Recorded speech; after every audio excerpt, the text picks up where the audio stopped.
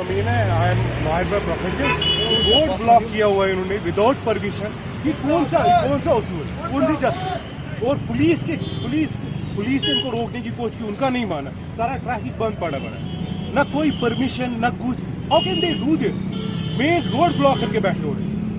तो आपसे बदतमीजी अभी हुई है? तो बदतमीजी हुई मेनली, क्या इनका नाम है, वो अल्ताफ इनका नाम है कि कुछ इनको कोई सेक्रेटरी है कुछ है, उसने हाथापाई की, बीजेपी वालों ने हाथापाई की सबने, और पुलिस के सामने हाथापाई की, सिर्फ इस क्वेश्चन पे कि आपको किसने परमिशन दिया रोड ब्लॉक करने के लिए। आप क्या काम करते हैं?